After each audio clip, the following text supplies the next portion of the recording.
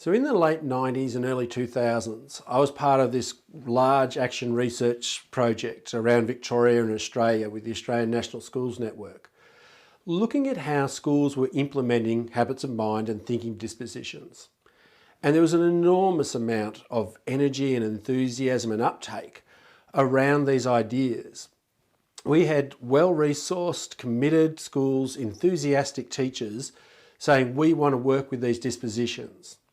And they went into their classrooms full of energy, full of commitment, and by and large didn't see a whole lot of improvement in student learning outcomes, which was pretty disappointing. 2 years down the track, a lot of schools had fallen off the wagon altogether and looking forward to next year's initiative. And we're all sitting around going, well, what went wrong? We were committed, we were doing our best work. But not all schools followed that path. There were a few schools, not many, but a few schools, who saw profound differences in student learning outcomes. Talking about schools like Westbourne Park Primary School in Adelaide, where in 3 years working with habits of mind, they doubled the number of students in the upper growth band for literacy from 20% to 40%. In the same period, increased the number of kids in the upper growth band for numeracy from 30 to 45%. Places like Nudgee College in Brisbane, where they have worked with habits of mind for 5 years. At the end of that 5-year period, had their best Year 12 results in decades. Now, these schools saw these amazing changes, and of course other things were going on in those schools as well. But when you talk to the teachers and you talk to the leadership, they tell you the thing that made the difference were the thinking dispositions.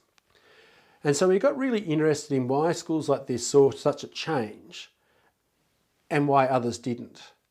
And then there were international examples as well, where schools like Waikiki Elementary School in Hawaii, the school that was almost closed, adopted the habits of mind, worked closely with Art Costa, and over the period of about 10 or 15 years, went from a school that was almost closed from poor performance and poor attendance and so forth, to being named a Blue Ribbon School in the United States, one of their top achieving schools. And when you talk to the staff at that school about their habits of mind journey, they will tell you it is the habits of mind that made all the difference to their school. So what was going on in these schools that were succeeding that wasn't going on in these schools that were enthusiastic and committed but didn't see the results? And when we started asking that question, we started recognising some different patterns to the ways schools were going about implementing habits of mind. For some schools, the habits of mind were taught. They felt very much like a subject. There was often a time period allotted to them. And the habits of mind became this thing where I've told you what they are, now I expect you to use them. And in those schools, the impact was very small, if any. And to be honest, the duration, unless it didn't really stick around either. Some schools, having taught them, then used them as a language. They named them, they explained them, they used it as a common language in the school. Now these schools felt great about what was happening. The kids used the language, the teachers used the language, it was all feeling pretty good. But the impact on student learning outcomes was still pretty poor. And after a while, it became a little bit same. Like we've heard that before, and so students got a little bit over it all. A few schools sort of moved on to this next level where they said, not only do you know them, not only am I using the language, but you are required to use them. And here they are in my curriculum documents. And we'd often see checkboxes, 16 of them for the habits of mind, and ticks for which habits of mind students were required to use. They were reminders for teachers to build the need for those habits of mind into their curriculum, and reminders for the students that these were the habits that were going to help them. But again, moderate at best outcomes on impact on student learning. And there was a real tipping point here. I reckon we saw 80–90% of the schools in this sort of bracket And remember, they're committed, passionate schools, teachers. They're wanting this to work. But all three of these approaches, the words you hear in the school are about using the habits, knowing and using the habits. And it wasn't until there was a key shift that happened, and it's got to do with a growth mindset, that we really saw some changes. Because the schools saw some significant changes in student learning outcomes, started to talk about improving, not using the habits of mind. The habits of mind themselves became a learning outcome, not a learning requirement, but a learning intention. As your teacher, I'm going to teach you how to get better at these habits of mind. The way you think flexibly is going to be better at the end of this unit. You're not just going to think flexibly. I'm going to teach you how to do it more effectively than you've done it before.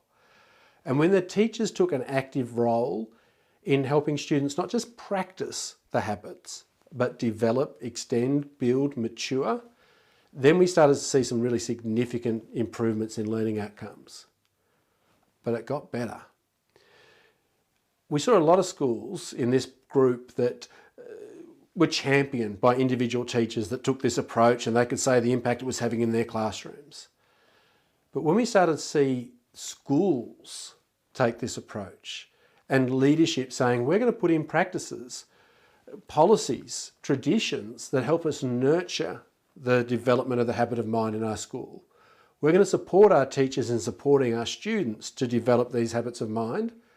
We saw some really big changes, and that's the sort of stuff that was going on at Waikiki, not so much Waikiki, at Nudgee College and Westbourne Park. Waikiki took it to a whole different level. When you talk to the staff at Waikiki Elementary School, they just say, we live the habits. This isn't just for the kids. It's not about policy. It's about the way we do things around here.